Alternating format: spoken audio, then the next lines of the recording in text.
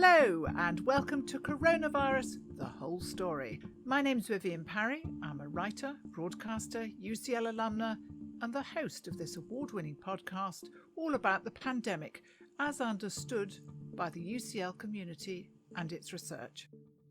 This week marks the return to the classroom for our children, and I can confidently say that an awful lot of women out there are joyously celebrating the end of homeschooling and hoping that at last they're going to get their lives, their broadband and their fridges back once again. This week also sees International Women's Day, and we thought we should mark it by hearing from two fabulous women from UCL who've been working with some of the communities most affected by the virus. My first guest today is Dr Amelia Roberts. You may remember her from episode 13, which brought together education researchers to talk about how best we can support children who've struggled with schoolwork during lockdown. Amelia is an associate professor at the IOE, deputy director of the UCL Centre for Inclusive Education, and UCL's vice dean for enterprise. Since she last guested on the podcast, she's been featured on Sky News and in The Independent, providing expert advice on key education decisions. I'm also joined by Professor Monica Lakhanpaul, Professor of Integrated Community Child Health in the Population Policy and Practice Department of UCL Great Ormond Street Institute of Child Health and Pro-Vice Provost for South Asia. Alongside her work as a community paediatrician, Monica researches population health and health inequality. She places a great emphasis on citizen science, making her research accessible to and inclusive of those it affects. During the pandemic, she's helped to launch the Consortium on Practices for Wellbeing and Resilience in Black, Asian and Minority Ethnic Families and Communities, or CoPower for short. I'm glad there's a for short there, which is investigating the impact of the pandemic on children and young people's health from ethnic minorities. So, Monica, let's start with you. Tell us a bit more about CoPower and your role in it. Thank you very much, and thank you for inviting me to today on International Women's Day. CoPower is a new consortium that we have just launched, as you said, and has been funded by UKRI for about £2.5 million. We're really actually proud to be leading this consortium. It was brought together by a majority of female Black, Asian and minority ethnic professors, actually, who got to know each other through the Black Forum of Professors. We then realised that there was a need to actually investigate further what the impact of COVID has been and will be on many Black and Asian minority ethnic communities. And we wanted to try and understand the interplay, really, between all the different vulnerabilities that these individuals, communities, families are actually exposed to. And how better to do that than actually to talk to people. There's been a lot of data out there. We've seen lots of reports looking at the incidence, the differences in risk factors, the difference in mortality rates. And that's all really important for us to know how to target interventions. But what we don't really hear about is what's underlying that. From the grassroots level, what are the stories and how can we actually hear those stories from the voices of the communities themselves? Because only the communities themselves know really how it's really challenged them over the last year, what may be the solutions that are out there when we're building back better, as the government says, and how really have they navigated this through their different interactions with the law or through health services or through their social networks.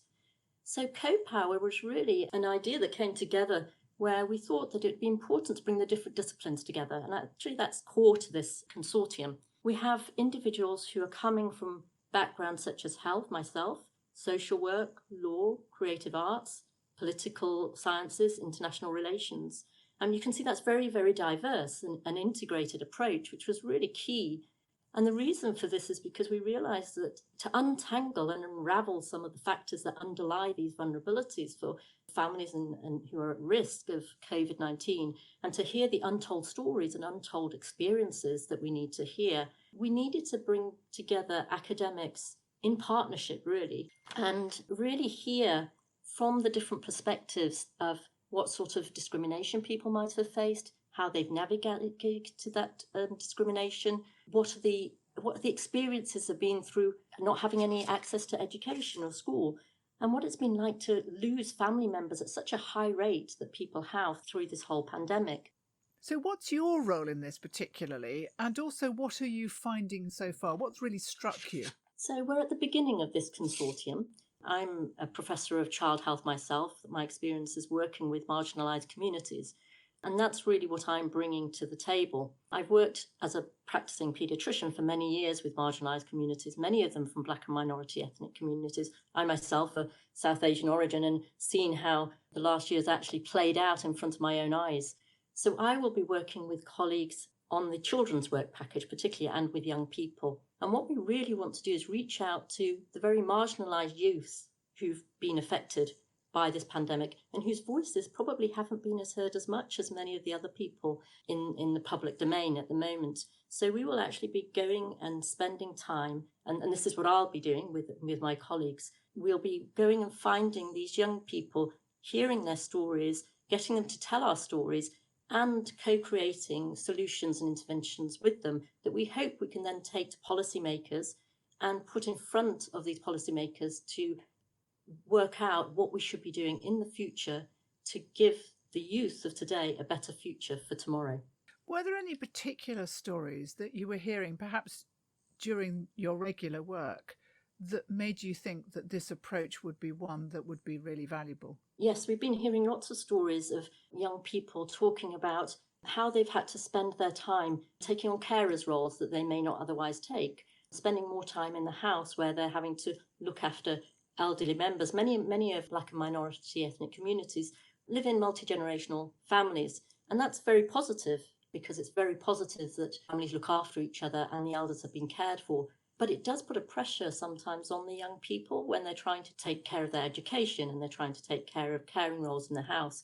And we wanted to actually understand what that really felt like and what pressures were on these young people. We talk a lot about mental health and well-being, but actually, how can we help the mental health and well-being, and what is it that's been happening? We want to also ensure that what we do is we're talking about resilience, and we want to actually also consider some of the positive factors. It's very easy for us to think of all the negative impact of COVID, but we want to also understand what has made young people resilient, what has actually made them survive the last year, and what are the skill sets they've developed that they can take into their future. So a lot about the impact of COVID from what's negatively impacted them, but also what has made them resilient and can help them in the future. Yeah, and we shouldn't forget that everybody has been very badly affected, but actually some children have not all of them will be kind of wrecks by the end of this. I mean, I think that's a message of hope for people who are, particularly for parents and mothers especially, who were worrying that the impact of the pandemic will be very long lasting for their children. And actually the message is that some of them are very resilient, and that's good news. I think it is. And I think what we have to do is to hear both sides of the stories. And I'm sure young people will be able to learn from each other. So those who have navigated this well and who have become resilient may also be able to share some of their learnings and skills with their peers over the next year. Now that sounds like an absolutely huge project, but I know that you're also running another project as well, which is specifically focusing on young children experiencing homelessness, which of course has grown enormously throughout the pandemic. What have you found out through this research? So this is another piece of research that's been funded as a national project, and it's called the Champions Project. We like our name, so Champions is an acronym really for us, where we're looking at children experiencing homelessness and the invisible voices, because we think that children who experience homelessness don't actually get heard very much and haven't been heard very much throughout this pandemic. This work came really from some work that my PhD student was doing with me, where we were actually looking pre-COVID actually on what it was like to live in a temporary accommodation or experience homelessness as a young child, and how do you navigate that as a young child. So when the pandemic came, my PhD student and myself and my colleagues as well, who are her supervisors, thought to ourselves, well, this is something that we really need to take further. If it was bad news before living in a temporary accommodation, how has it really affected these young children now? What we're seeing is that children who are homeless have to often move very frequently. They often have to change their accommodation quite rapidly, and they're sometimes in some very inappropriate accommodation with lots of loud noises, inappropriate people in the same household, difficulty for mothers to social distance. We talk a lot about social distancing. Very difficult to follow the guidelines that the government are giving. And this has a knock-on effect for children. Also, you can find that, children haven't been able to access the services as well as they were before, such as health visiting services. And so we're really very, very worried about what this long-term impact is going to be on these children, because under 5 age, as we know, it's a critical window of when we need to intervene to improve the future lives of children. And they've spent a whole year where they've really, some of them, been sitting in bed sits or in one bed, having no room to move around, moving from place to place, no real place they can call home, which has been so important for us over the last year. Home has been so important for us. So what we're finding is that pre-COVID, the experiences of young children was very, very difficult. And during COVID, this has been impacted on even more than it had been before. So I've given a lecture about children experiencing homelessness, and really the plight that these children have and the impact of homelessness on their lives, and this critical window of opportunity that we must tackle. Really calling together as a call for action, as all in society, professionals, academics, policymakers, and all society members, to really think about how we can support and help these young children into the future and to enable them to have a better future for themselves. These children are doubly invisible, aren't they? Because their plight doesn't often get heard. But once you have no address, which is a key element in making you visible to authorities, once you have no address, you really disappear beneath the waves. Yeah, exactly. And I think that's one critical point here, is that when we look at the data, you can see that there's national data about children living in households, but you can't actually see any data about children under 5. And if you can't see where these children are, how do you target services?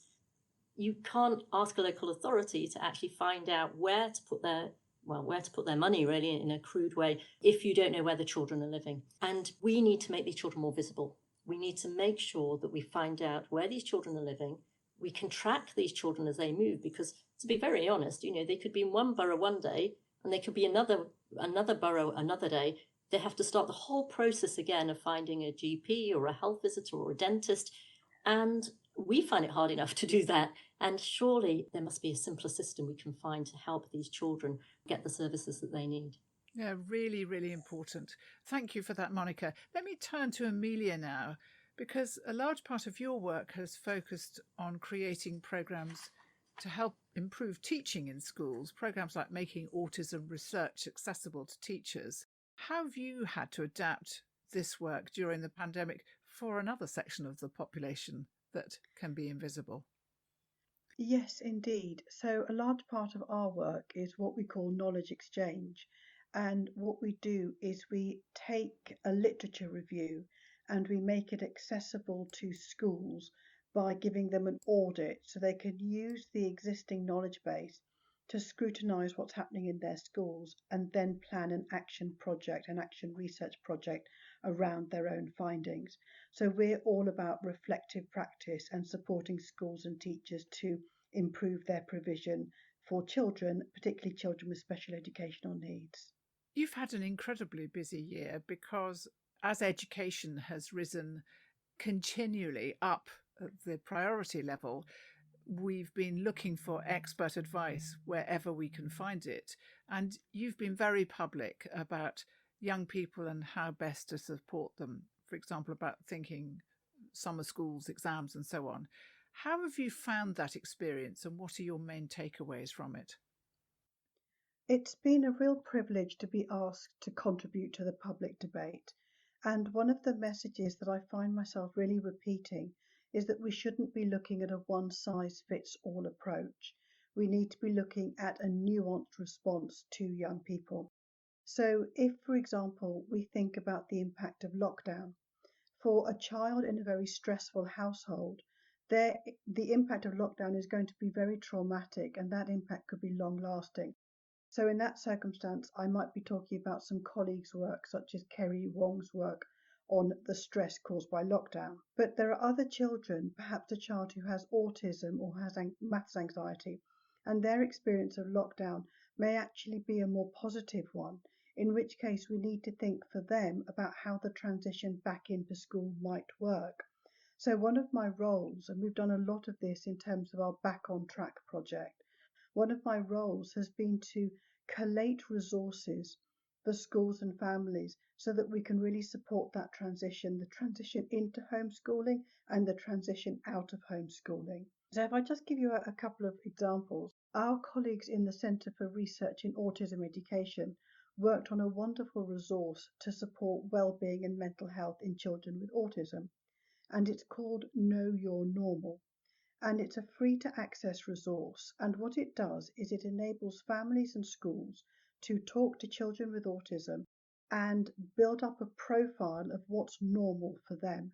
And one of the examples is a young woman who gets a bag of crisps and lays the crisps out in size order and then eats them from little crisp up to big crisp. And that's normal for her. So by documenting what's your normal, the child and the family and school can notice when there's a difference between what's normal and what's not normal, and therefore flag up anxiety or depression or other well-being issue. So one of my roles has been to collate these resources and make them accessible to schools and families and young people so that they've got much more support available to them to navigate and negotiate this really difficult time. How interesting that what's normal for you is something that's so often forgotten, and yet we try and fit everybody into the same boxes. Now, I've been guilty of stirring the pot at UCL, and when I was able to interview the new provost, I asked him if there might be anything that the UCL community could do to help children get back on track during the summer. And is that something that you'd feel strongly about, Amelia? Yes, indeed. So strongly, in fact, that we managed to get some money from UCL, from the Higher Education Innovation Fund, to run a Back on Track knowledge exchange program. And one of the outputs of that is a free resource. It's a guidance document that can be downloaded, and it contains a toolkit, if you like, a wealth of information and resources to support with getting back on track. And there are some key messages here. I think one of the messages is not to be so obsessed with covering the curriculum. So there was a report issued by the Institute for Fiscal Studies, and it had rather a headline grabbing message, which was that children will lose £40,000 of lost earnings due to the lockdown, the missed schooling. And the problem with that as a headline is that that information, that data was taken from a piece of research from the World Bank, which looked at lost schooling when it happened to an individual rather than the whole group. But worse than that is the presumption that learning only happens within school. So this idea that learning stops if you leave the school gates, and therefore we have to rush to catch up the curriculum at the expense of well-being, at the expense of giving young people the opportunity to reconnect with their teachers and reconnect with formal schooling and reconnect with their friends. I think that would be a terrible mistake. So we shouldn't be thinking about how to cram in the curriculum because they've lost this percentage. We should be thinking about what are the needs that are presented by individual children. And there was a really strong finding that came from the Institute of Education's National Literacy Centre, which is led by Professor Gemma Moss. And one of the key findings there is that we shouldn't rush to presume what intervention somebody needs. We should look at really good mixed ability classroom teaching. So bring children back, give them time to settle in, do really great whole class teaching that's well differentiated, and then see who needs what. And don't make presumptions, but allow children to come back into formal schooling in a more relaxed way that's more supportive of them and school. Yes, I couldn't agree with you more. And it also seems to me that children will need to get used to being back at school, because it's quite scary going from being at home all the time to going into an environment where there are lots of other people. And some children will leap into it, like a duck to water, and others will be really quite wary in that situation, and they just need time to adjust to that situation, not simply to return to their lessons. Now, both of you are making a real impact on the lives of young people through your work, and you've both chosen particularly vulnerable populations. I wonder why you originally focused your work on these particular populations, what you felt the great need was when you both went into it. Let's return to Monica. One of my day jobs is as a paediatrician, working with children every day. And working in the community, you can really see the first-hand impact on the health and well-being on children who are exposed to many different vulnerabilities. And so when, in my work, I started thinking very much from an academic perspective. We spend a lot of time on finding out how to give medications or the end, dealing with the consequences, really, of what has actually happened in early life. And what I really got to feel was that's very, very important. But from my own practice and engaging with some very vulnerable families, from my different roles that I've taken on over the years, and also from some of my exposures and some of my global work as well in India, I felt really from deep in my heart that it was important for me to try and do what I could, particularly from the vulnerable families' perspective, who don't often get a voice, don't often get heard, and often cannot advocate for themselves. And so the key was really for me to try and do my bit, really, and through academia and through child health, to really think about how we could support individuals who are really vulnerable and who this pandemic, but even prior to this pandemic, are actually having some devastating impacts through the engagement with their environment that they live in, or through the challenges of school, or through the challenges of poverty, and how through academia and the research that we do, we could actually translate that into some policy and some real changes for individuals, children, and these vulnerable families. And Amelia, what was your driving force? I think for me, I'm really passionate about lost opportunities. And it seems to me that we can make such a huge difference to individuals by using very minor tweaks. So I almost came at it from a very personal perspective when I was working as a teaching assistant while I was doing my PhD. And I was working alongside children who found it difficult to access the curriculum. But because I was sitting on a little blue chair at the same height as all the other children, I could see that actually all children didn't access learning very well when it was the teacher who was talking, or if they were suddenly asked to do a piece of writing without having a chance to reflect on it and think about it and talk to their peers about it. So I have almost come at it from the exact opposite angle, which looks at the whole school and the whole classroom approach, because I believe really passionately that really great teaching practice benefits everybody. So if I think about one of my other research projects, which is supporting well-being, emotional resilience and learning, that sounds like the focus is on an individual with anxiety or well-being issues, but actually the project is focused on whole school approaches, such as do your policies match up? And an example of that would be if there's a child who is persistently in detention, instead of thinking about what do we need to do to make that child's behaviour better, the question is more, is your behaviour policy working? Is there something else that needs to happen? Is there more support that needs to be available? But going deeper, are lessons interesting? Is the young person engaged? Are they given activities that they are excited by and feel that they are learning and feel that they are a success? Because otherwise, if they're going into a lesson and feeling like they can't access an activity and feeling as if they're not bright, then you're going to see that manifesting in behaviour. So while I care passionately about the individual, when we think about schools, it's about policies, it's about staff support, it's about staff training, it's about connectedness with families, and all of these things, I think, make the most profound difference. Now, Amelia, I know that could be a whole programme in itself, but having had your experience of the pandemic, what is it that we can best do to help young people recover beyond it? Ultimately, we need to listen to young people, listen to their families, and listen to the people supporting them in schools. So a quick tip is developing oracy allowing children to speak. Now, whether that's speaking about their experiences or building up vocabulary, the importance of voice cannot be underestimated.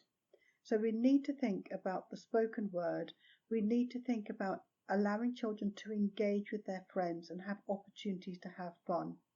And we need to understand that children are resilient.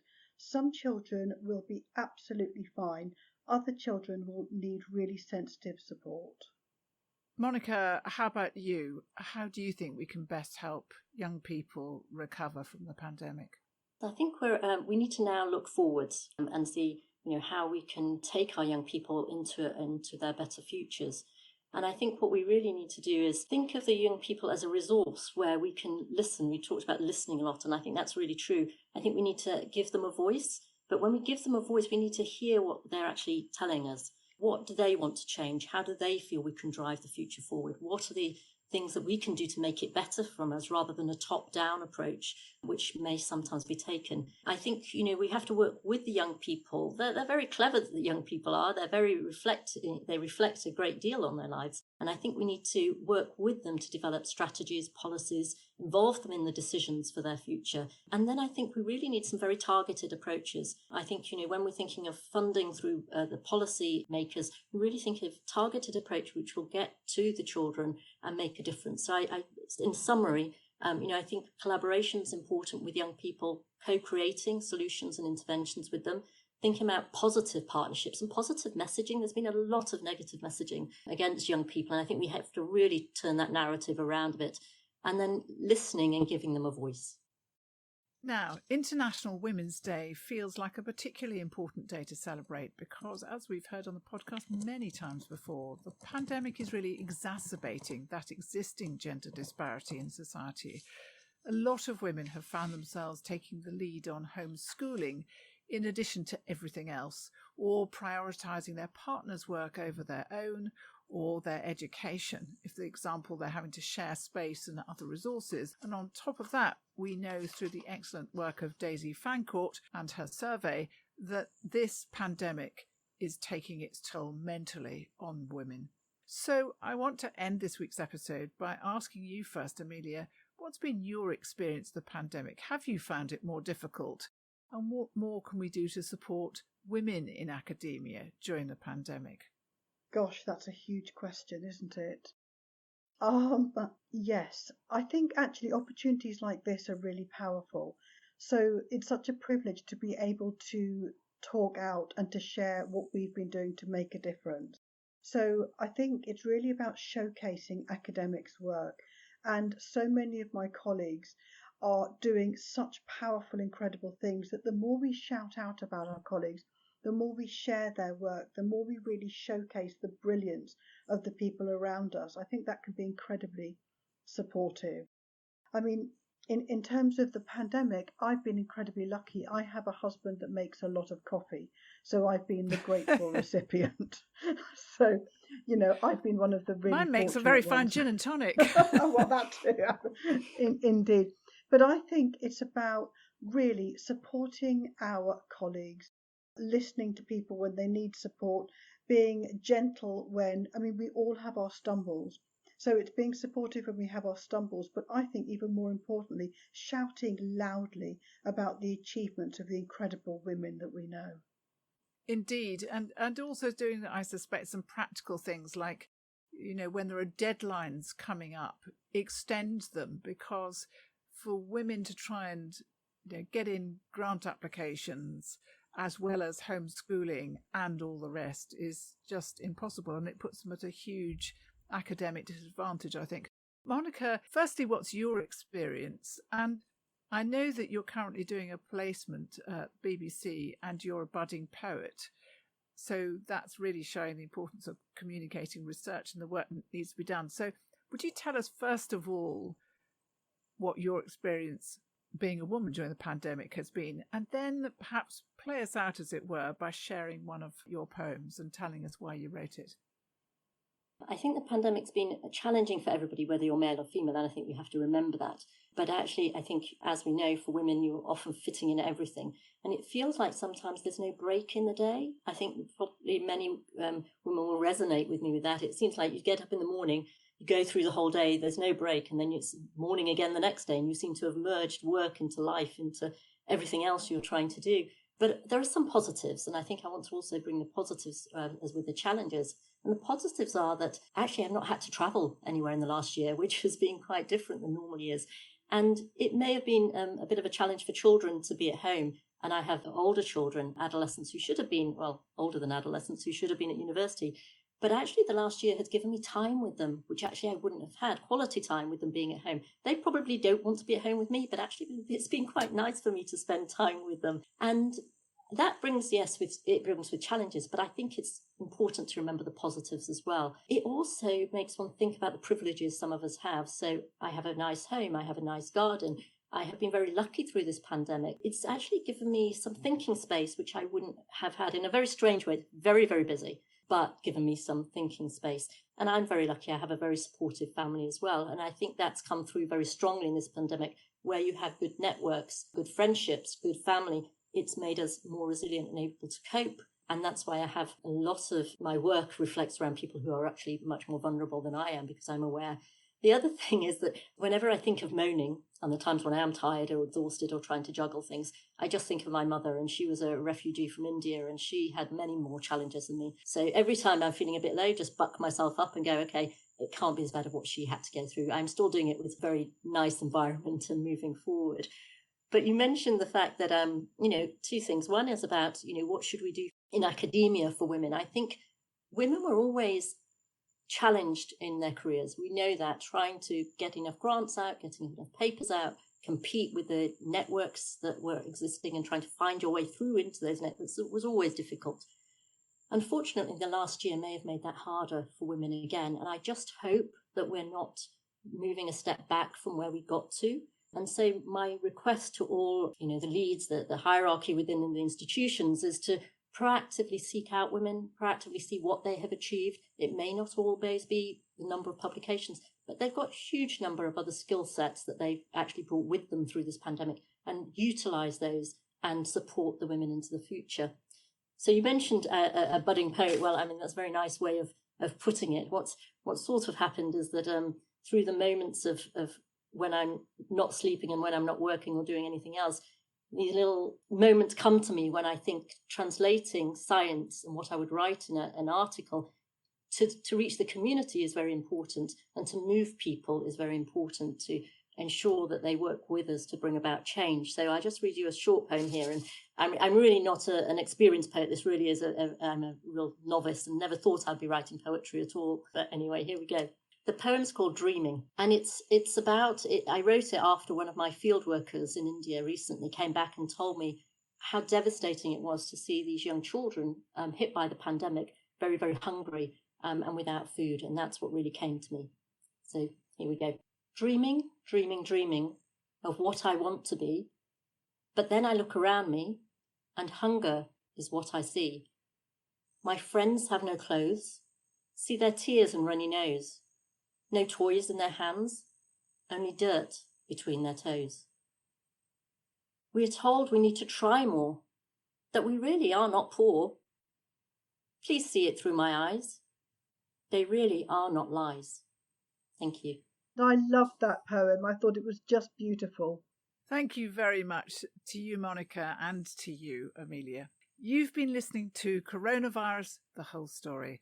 This episode was presented by myself, Vivienne Parry, produced by UCL with support from the UCL Health of the Public and UCL Grand Challenges, and edited by the wonderful Keris Bradley. I was joined today by Dr Amelia Roberts and Professor Monica Lakhanpaul. If you'd like to hear more of these podcasts from UCL Minds, subscribe wherever you download your podcasts or visit ucl.ac.uk/coronavirus.